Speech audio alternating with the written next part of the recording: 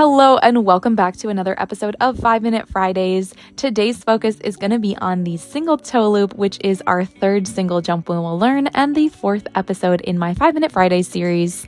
If you have missed any of the previous episodes, I will leave the entire playlist linked in the description box below. With all that being said, let's get right into today's video. A few things that are important to know before you start working on your single toe loop is to make sure that you have a pretty confident waltz jump and that you can do a forward inside 3 turn. For our single toe loop, instead of following a circle or a curve, we are actually going to be following one of the lines on the ice. Now, there are other entrances for the single toe loop where you would follow a curve or a circle, but as a beginner, it is easier to start with the line entrance, so we are going to work on that one for today's video. We are going to start on the line and we are going to start with our forward inside 3 turn. Now for this, you have 2 options. You can either go directly into your forward inside 3 turn, or you can take one push and then go into the forward inside 3 turn. Like I had mentioned in the Salchow video, I find a lot of these jumps easier to do with speed, and this is something you will find regardless of what jump you are working on. But if you don't feel comfortable with adding a little bit of speed, you can go right into your forward inside 3 turn. For this video, I think I have filmed all of my entrances with the push before the forward inside 3 turn, so that is what I will be showing. So I am going to take one push forward with my other foot, and once I have had a little bit of momentum with my forward glide here, I am going to switch into that forward inside 3 turn on the opposite foot. An important thing to note for our forward inside 3 turn is making sure that our arms are in the L shape that hug the circle in the correct direction. You have your free leg sticking out to the side. It's not bent close to the leg on the ice. That is very important for our toe loop jump. Now, different from our single Salchow, you actually do not need to hold this 3 turn as long.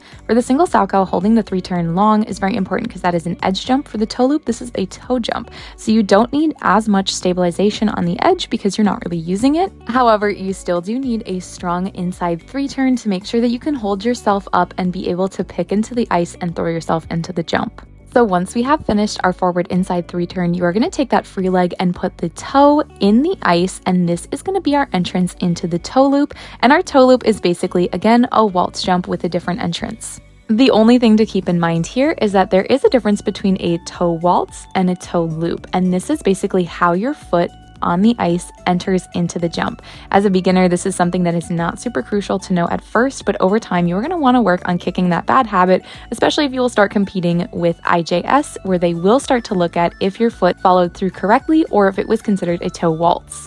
Anyways, now that we have our toe pick in the ice, and you want to make sure that you are picking behind the leg that is on the ice so it can draw through into the toe loop, just like I am showing in this video.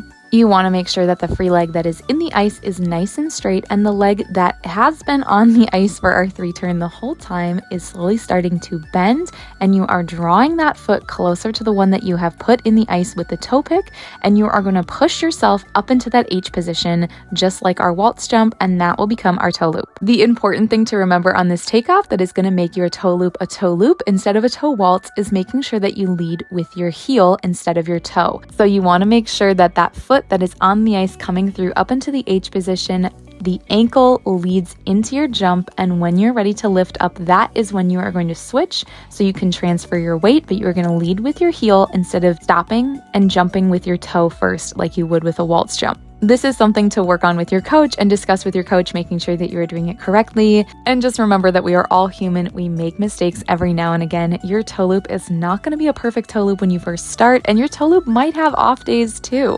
Anyways, with all that being said, that is how to do a single toe loop, and that is the end of today's video. I will leave all of the other 5-Minute Friday tutorials linked in the description box below, and I will see you in the next one.